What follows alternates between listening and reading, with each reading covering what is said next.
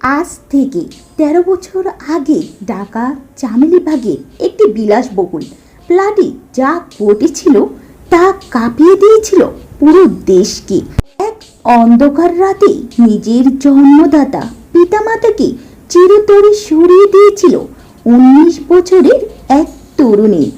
আজ ২০২৬ সালে এসে কেমন কাটছে সেই ঐশীর জীবনটা? হ্যাঁ ভিউয়ার্স, আজকে আমরা ঐশীকে নিয়ে জানব। পুলিশ কর্মকর্তা মাহফুজুর রহমানের স্বপ্ন ছিল মেয়ে ঐশী বড় হয়ে ডক্টর হবে, মানুষের সেবা করবে।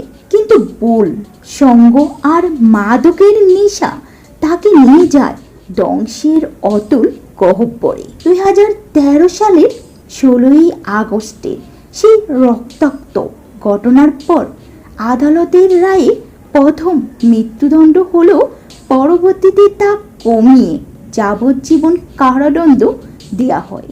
বর্তমানে গাজীপুরের কাশিমপুরে মহিলা কারাগারে বন্দী রয়েছে ঐশী। তবে তিনি আর এখন সেই উচ্ছৃঙ্খল তরুণী নন। কারাসূত্রে জানা গেছে জেলের ভেতরে অত্যন্ত শান্ত ও সুশৃঙ্খল জীবনযাপন করছেন তিনি। বর্তমানে তিনি কারাগারে লাইব্রেরিয়ানে দায়িত্ব পালন করছেন। বন্দীদের বই দেয়া, হিসাব রাখা আর নিজের বেশিরভাগ সময় বই পড়েই পার করছেন তিনি। বাংলাদেশের দণ্ডবিধি অনুযায়ী যাবজ্জীবনের কারাদণ্ড মানে ৩০ বছরের কারাবাস। সেই হিসাবে ঐশীর জীবনের সোনালি ১৩টি বছর কারাগারে কেটে গেল। মুক্তির আলো দেখতে তাকে অপেক্ষা করতে হবে আরও দীর্ঘ ১৭ বছর।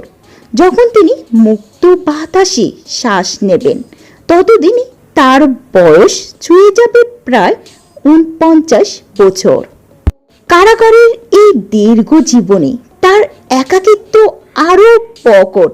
মাঝে মধ্যে নানার বাড়ি ২-১জন স্বজন তার খোঁজ নিতে এলো। দাদা, বাবার পরিবারের কেউ কোনোদিন তাকে দেখতেও যাননি।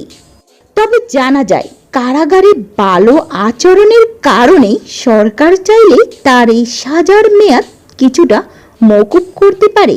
কিন্তু যেই অপরাধের কারণে বাবা মাকে হারাতে হলো এবং নিজের জীবনটা বিষাদময় হয়ে উঠল, সেই অনুশোচনা কারাগার থেকে কি আসলে কোনোদিন মুক্তি মিলবে?